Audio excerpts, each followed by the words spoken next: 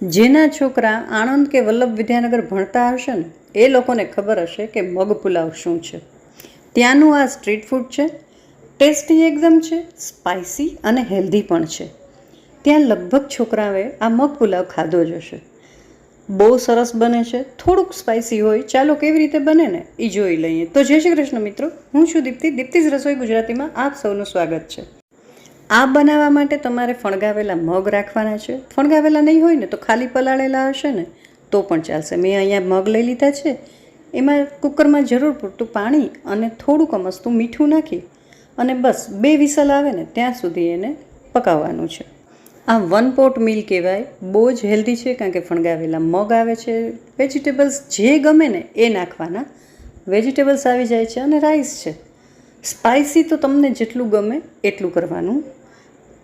આ એક લસણની ચટણી પણ આમાં નાખવામાં આવે છે. જે લસણની ચટણીની રીત છે ને એમાં બધા ઇન્ગ્રીડિયન્ટ્સ એ હું ડિસ્ક્રિપ્શનમાં આપી દઈશ. મેં ચટણી બનાવી લીધી હતી. હવે અહીંયા એક બીજો પોટ લઈ લીધો છે. એમાં હું પાણી નાખી દઈશ, થોડું અમસ્તું મીઠું. પાણીને ઉકાળવાનું શરૂ કરવાનું છે. રાઈસને મેં અડધી કલાક પહેલાં પલળવા મૂકી દીધા હતા. 2 થી 3 લવિંગ નાખી દીધા છે એટલે એની ફ્લેવર આવશે. હવે આ રીતે રાઈસને છે ને પલાળી લીધા છે, ધોઈ અને પલાળી લીધા છે.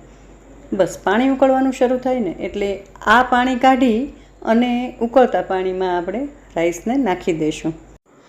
તૈયારીમાં આપણે મગ બાફવાના અને રાઈસ બાફવાના. આ 2 તૈયાર હોય તો બસ ફટાફટ આ રેસીપી બની જાય છે. અહીંયા મેં પેનમાં થોડુંક તેલ અને સાથે બટર લઈ લીધું છે. ગમે એ નાખી શકાય, તમે ઘી પણ યુઝ કરી શકો. આ તેલ અને બટર ગરમ થઈ જાય એટલે આપણે એમાં થોડું જીરું નાખી દઈશું. આમ જુઓ તો ખૂબ બધા મસાલા આમાં છે જ નહીં અને નાખવાના નથી કારણ કે આપણે એને હેલ્ધી બનાવીએ છીએ.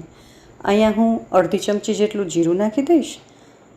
પછી આદું, મરચાં અને લસણને મેં પીસ કરી લીધા છે. પીસ કરી અને થોડુંક ખાંડી અધકચરા જેવા ખાંડી લીધા છે એ નાખી દઈશું.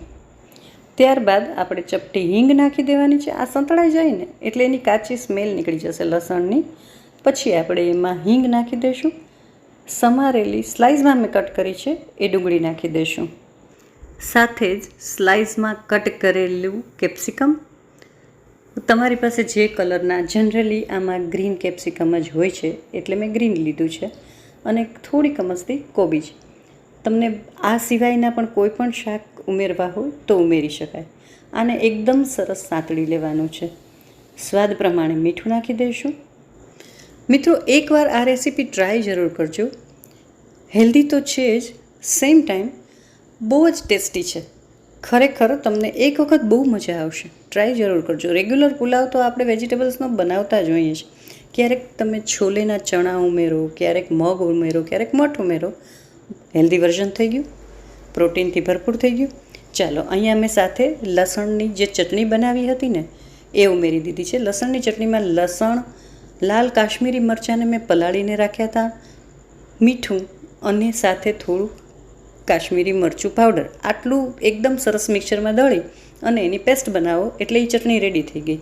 હવે હળદર, લાલ મરચું અને ધાણા જીરું એ નાખ્યું છે. આમાં થોડાક ટમેટાં આગળ પડતા હોય છે, ઝીણા સમારેલા. એક નાનું બટેટું બાફી અને એના કટકા કરીને રાખ્યા છે એ બધું હું નાખી દઈશ. બધાને એકદમ સરસ સાંતળવાનું છે. જો તમને થોડું તીખું ગમે ને તો થોડો ગરમ મસાલો અથવા તો પુલાવ બિરયાની મસાલો છે એ નાખી શકાય. હવે જ્યારે આ બધા મસાલા મિક્સ થઈ જાય ને એટલે જે બાફી અને વધારાનું પાણી કાઢી નાખેલા જે મગ છે એ નાખી દીધા. જોયું તમે કે મગ 2 વિસલ મારો ને એટલે આખા પણ રહે, સાવ છૂંદો ન થઈ જાય અને બાફી પણ જાય. મગને સાથે મિક્સ કરી લેશું અને છેલ્લે રાઈસ જે આપણે બાફીને રાખ્યા છે એ નાખી દઈશું. તો થઈ ગયો આપણો પુલાવ રેડી.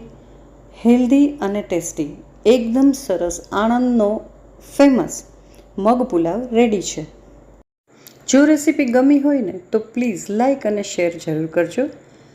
સાચું કહેજો કે તમે ક્યારેય આ પુલાવ ખાધો છે. કમેન્ટ કરીને જરૂર જણાવશો. જુઓ કેટલો સરસ લાગે છે. બસ છેલ્લે ઉપરથી કોથમીર ભભરાવાનું ભૂલતા નહીં. એકદમ ફર્સ્ટ ક્લાસ આ પુલાવ દહીં સાથે બહુ જ સરસ લાગે છે. ગમે તો થોડુંક લીંબુ છાંટજો. થોડીક મેં અહીંયા કસૂરી મેથી નાખી હતી, એ કહેવાનું રહી ગયું હતું. તો એ નાખજો, તમને મજા આવશે. હવે જો ગમે તો સાથે ડુંગળીનું રાયતું કરો, બહુ મજા આવશે. બુંદીનું રાયતું કરો અથવા તો ખાલી દહીં સાથે પીરસજો તો પણ મજા આવશે. રેસીપી કેવી લાગી કહેવાનું ભૂલતા નહીં હો. છોકરાઓને લંચ બોક્સમાં જો આટલો ટેસ્ટી નાસ્તો આપશો ને તો લંચ બોક્સ ક્યારેય ભરેલું પાછું નહીં આવે, ખાલી થઈને જ આવશે.